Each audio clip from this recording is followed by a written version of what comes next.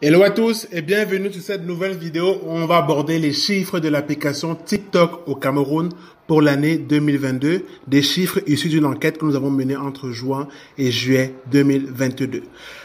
Si vous n'êtes pas encore abonné à notre chaîne YouTube, je vous suggère de le faire et d'activer la cloche de notification pour ne louper aucune de nos belles vidéos. Alors on va commencer rapidement avec une première donnée, c'est celle du genre. On a eu pratiquement 400 personnes qui ont répondu à notre enquête et là on voit qu'il y a une égalité, même si on sait qu'il y a peut-être une légère dominance d'un genre ou l'autre dans les chiffres officiels. Maintenant, en termes de ville, Douala domine clairement Yaoundé et c'est le cas généralement sur la plupart des autres réseaux sociaux.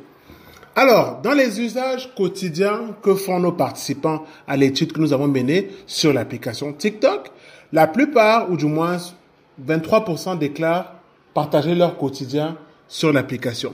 D'autres, également, une vingtaine de pourcents, déclarent réaliser des playbacks musicaux, la plupart des chansons populaires camerounaises, africaines, voire mondiales. Et aussi une autre part assez intéressante, dont 20% déclarent créer du contenu humoristique qui marche très bien dans l'application. Une autre donnée assez intéressante, c'est que tous ces contenus-là sont généralement inspirés des TikTokers ou des influenceurs, si vous voulez. Et 60% de nos participants déclarent suivre ces TikTokers-là dans l'application. Et ça montre à quel point ils ont une place assez intéressante dans le choix des créations de contenu.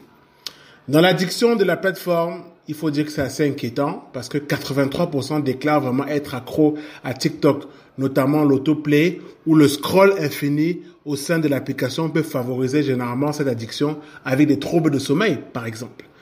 À côté de cela, vous avez une autre data intéressante, c'est l'usage des filtres. On a connu les filtres sur Instagram, sur Snapchat, sur WhatsApp. Et maintenant, sur TikTok, vous avez la possibilité d'appliquer des filtres pour embellir votre contenu multimédia ou alors appliquer des filtres de visage. Et vous voyez clairement qu'à 70%, nos participants déclarent utiliser des filtres régulièrement lorsqu'ils veulent créer du contenu. Après cette data assez intéressante sur l'usage des filtres, on a une autre assez aussi clé, c'est l'usage moyen journalier sur l'application, 1 heure pour 20% d'entre eux. Maintenant, vous avez les lieux.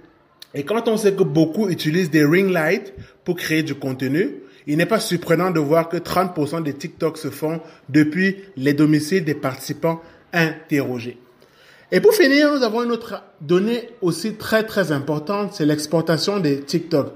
Vous avez certainement vu des vidéos en format vertical circuler sur Facebook, Instagram, les statuts WhatsApp, même sur TikTok avec le logo de l'application. Et là, on comprend mieux qu'un utilisateur sur 2 au Cameroun exporte son contenu vers d'autres réseaux sociaux. Voilà, c'était tout pour cette belle enquête. Like la vidéo si tu as aimé, commente, partage et n'oublie pas d'activer la cloche de notification pour ne louper aucune de nos vidéos comme celle-ci.